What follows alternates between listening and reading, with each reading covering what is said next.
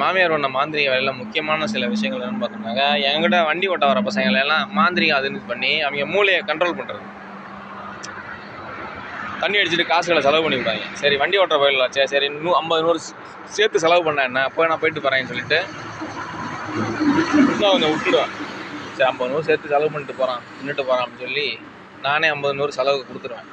ஏன்னா நம்மளுக்கு காசு பணம்லாம் ஒரு பெரிய விஷயமே கிடையாது அப்படிங்கிறனால. ஏன்னா ரொம்ப வருஷமாக சின்ன வயசுலாம் சம்பாதிக்கிறேன், வேலைக்கு போகிறேன், நம்மளுக்கு காசு பணம்லாம் ஒரு பெரிய விஷயமே கிடையாது அப்படிங்கிறனால நான் கண்டுக்க மாட்டேன். சரி இந்தான்னு சொல்லிட்டு நானே 50 ரூபா எக்ஸ்ட்ரா கொடுத்துருவேன். அவனுக்கு 100 ரூபா செலவு பண்ணாலும் இந்த செலவுக்கு பணம் வச்சுருக்கேன்னு சொல்லி நானே ஒரு 50 ரூபா செலவு கொடுத்துட்ருவேன். இந்த மாதிரிலாம் இருந்தோடனே ஒரு நாள் என் வண்டியை வந்துட்டு இது வரைக்கும் ஒரு 4 தடவை அப்செட் பண்ணியிருக்காங்க.